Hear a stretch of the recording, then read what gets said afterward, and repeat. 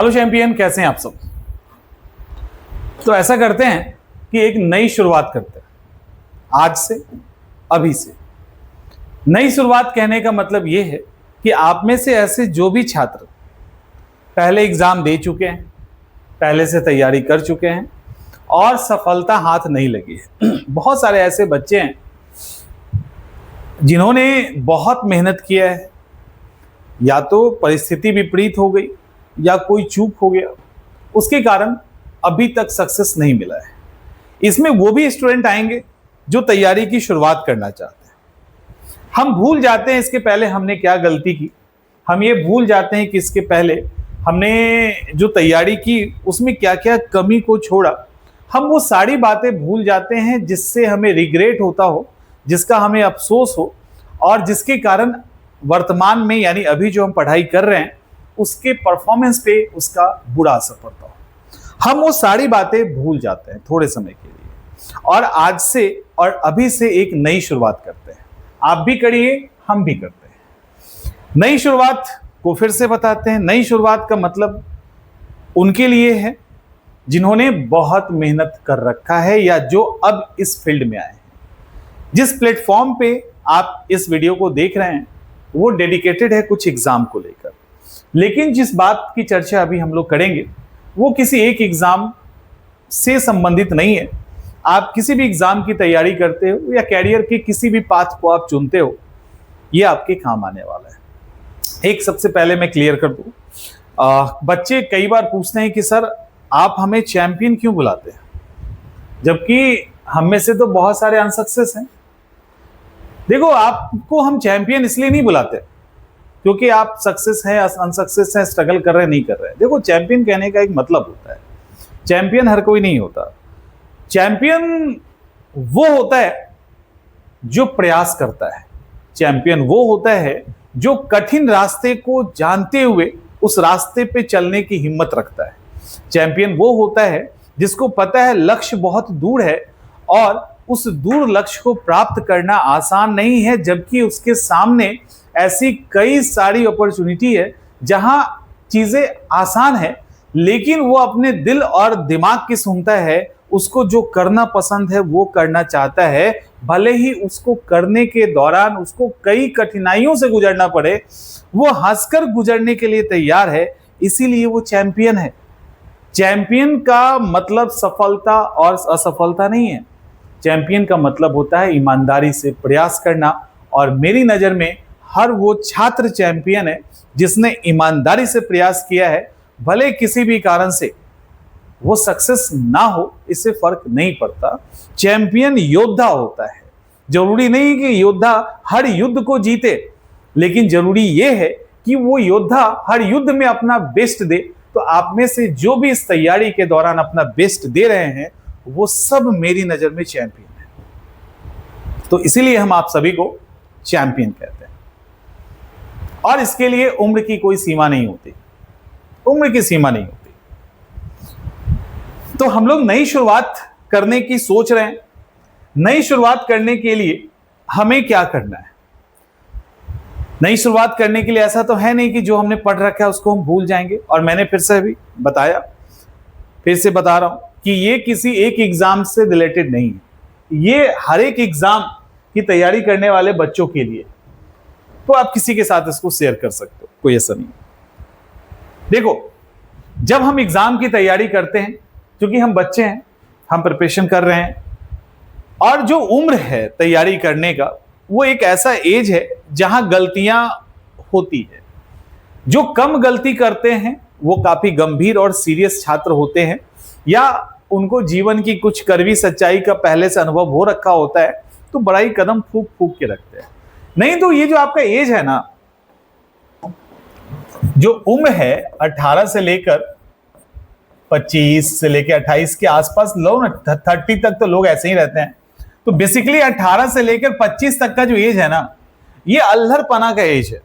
और यही वो उम्र है जहां पे आप बड़ी बड़ी कामयाबी के झंडे भी गाड़ सकते हैं। लेकिन हम में से अधिकांश छात्र क्या होता है, उस बात की गंभीरता को नहीं समझते, और नहीं समझने में बहुत उनकी गलती नहीं होती है। ऐसा नहीं है कि वो बहुत बड़ा पाप कर देते हैं, तैयारी के दौरान ये जो फेज है, इसमें आपके सामने भटकने के लिए बहुत सारे विकल्प हैं। अब आपको यह एहसास हो रहा होगा कि हमें उस विकल्प की तरफ नहीं जाना चाहिए था, उसने चीजों को बर्बाद किया, या हम जो चाहते थे वो अभी तक हम नहीं पा सके। और एक्चुअली जो भी आपने, मैं गलतियां तो नहीं, गलतियां इस सेंस में है कि जिस चीज की आप तैयारी कर रहे थे उसकी वो रिक्वायरमेंट नहीं थी। ऐसा नहीं है कि एंटरटेन करना, खुद को रिलैक्स करना, खुद को खुश रखना अलग अलग तरीकों से गलत है। ये गलत नहीं है। सवाल ये है कि वो आप कब कर रहे हो। समझिए इस बात को, वो कब कर रहे हैं। अगर आप एग्जाम की तैयारी करने के लिए आए हैं और आप सिर्फ मूवीज देख रहे हो, दोस्तों के साथ पार्टी कर रहे हो, तब वो गलत है।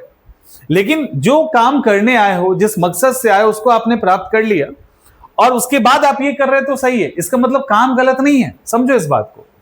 आप जो एक्ट कर रहे हो खुद को खुश रखने के लिए, वो गलत नहीं है।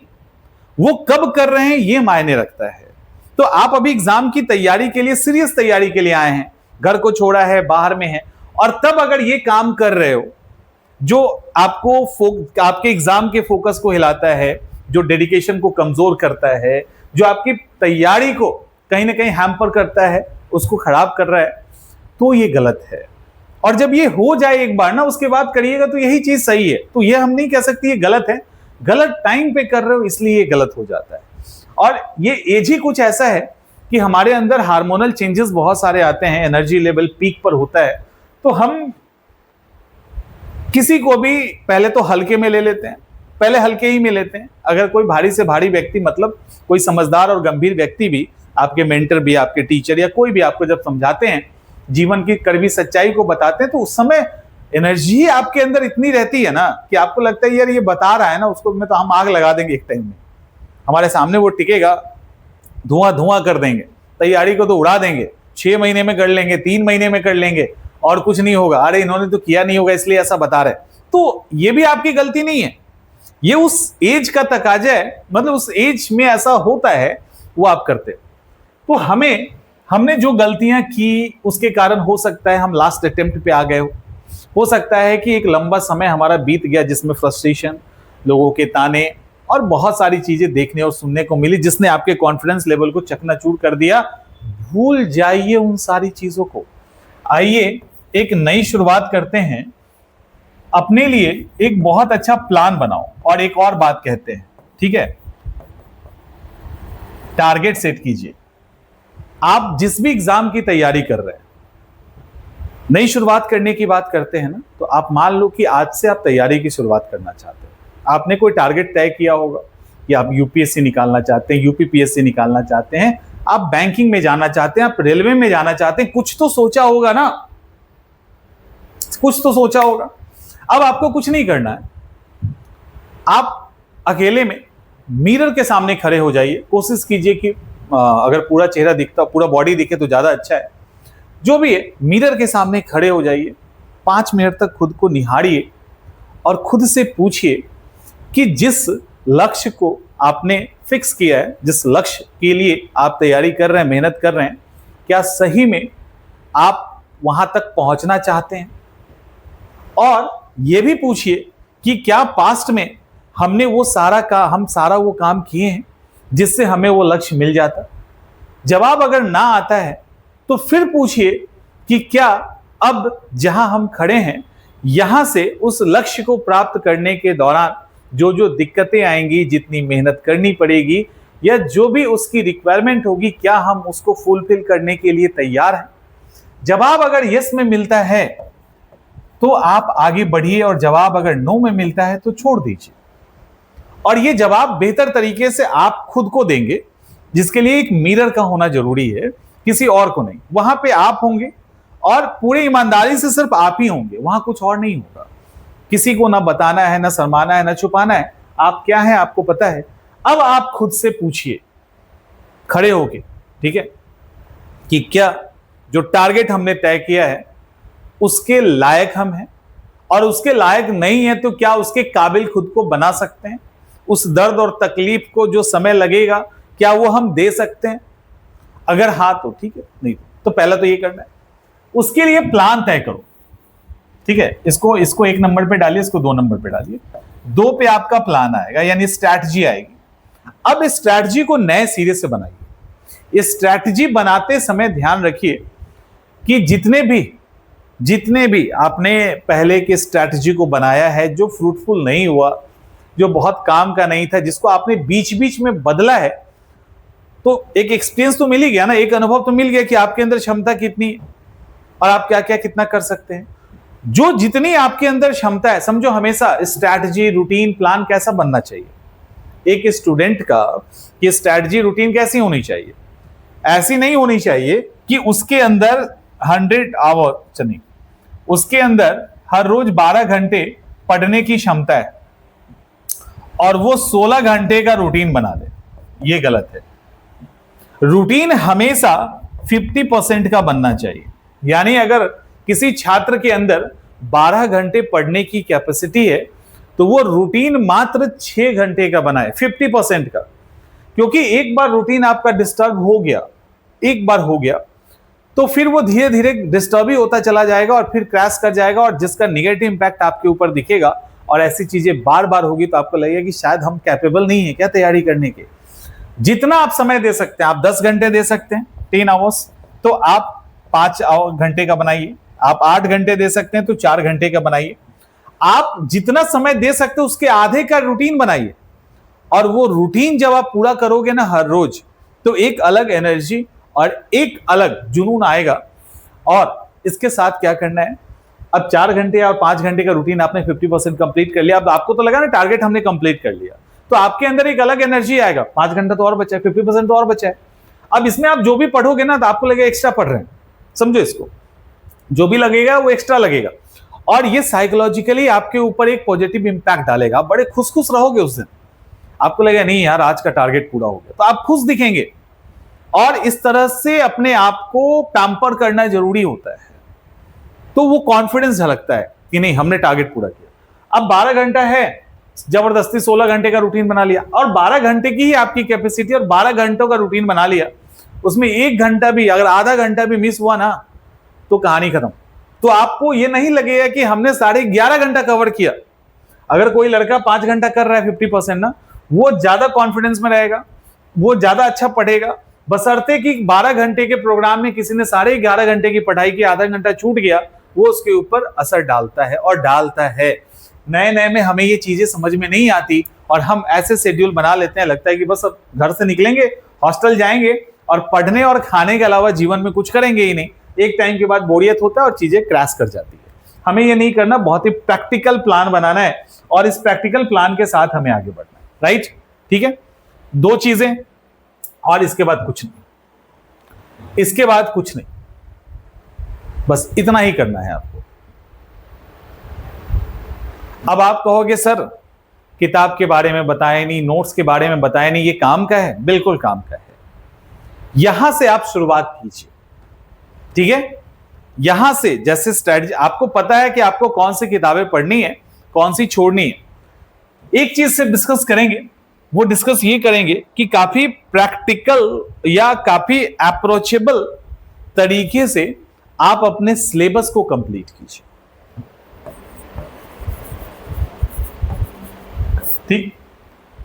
काफी अप्रोचेबल तरीके से सिलेबस कंप्लीट करना है। अब यहां हम थोड़ा सा डिटेल में चले जाते हैं।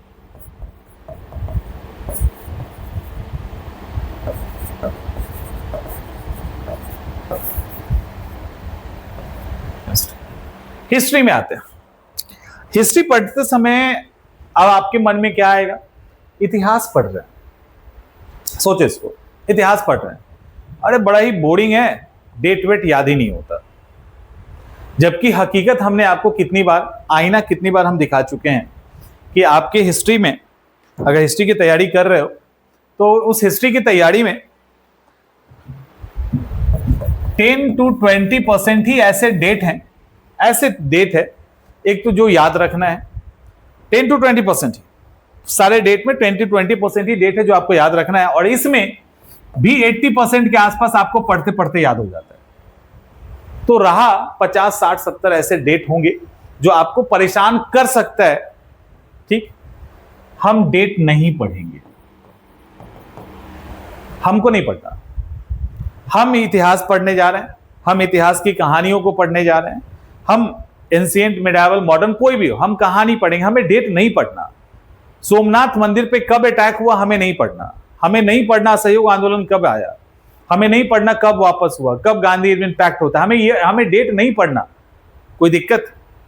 अप्रोचेबल अप्रोच क्यों कहते हैं? यही है, ये हमें नहीं पढ़ना। हमें दिक्कत कर रहा है, नहीं पढ़ना। ज्योग्राफी है, मैप में दिक्कत है, नहीं करेंगे, नहीं करेंगे, छोड़ देंगे। पॉलिटी है, आर्टिकल में दिक्कत है, नहीं करेंगे। इसके अंदर कोई केमिकल बॉन्ड वॉन्ड में दिक्कत है, नहीं करेंगे। ठीक है, रासायनिक नाम याद नहीं रहता, नहीं करेंगे। हम नहीं करेंगे। पहले फेज में, फर्स्ट फेज में हम ये हरकतें नहीं करेंगे। हमें नहीं जानना डेट क्या है, हमें नहीं जानना आर्टिकल क्या है, हमें नहीं जानना मैप क्या है, हमें नहीं जानना केमिस्ट्री के अंदर वो सारे सेक्शन जो हमें परेशान करता है, हमें नहीं करना। और नहीं करने के बाद तो कर सकते हो ना। और अगर ये सारी चीजों को आप छोड़ के भी करेंगे ना, तो भी आपके रिजल्ट पे कोई खास फर्क नहीं पड़ेगा, क्योंकि जिस चीज को आप छोड़ रहे हो पढ़ाई के दौरान ही वो आपका तैयार हो जाएगा और आपको पता भी नहीं चलेगा। लेकिन आप इतना हेडेक ले लेते हैं।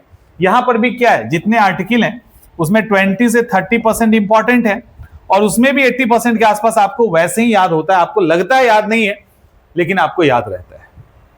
तो हमें ये सारी गलतियां नहीं करनी है, एकदम नई शुरुआत करनी है और नए सिरे से हमें इस एग्जाम को क्रैक करना है।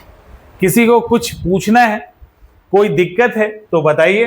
पुरानी सारी बातों को भूल जाइए, नया भविष्य लिखना है। इतिहास से सीखिए, वर्तमान में रहिए और भविष्य का निर्माण कीजिए।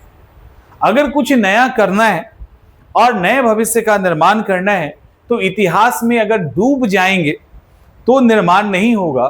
उससे सीख करके अपने वर्तमान को यदि हम सही करेंगे, तभी एक बेहतर भविष्य का निर्माण करेंगे, जो इतिहास की गलतियों से मुक्त होगा, उससे आजाद होगा। इतिहास का यही रोल है, यानी हमारे पास्ट का हमारे जीवन में यही रोल है।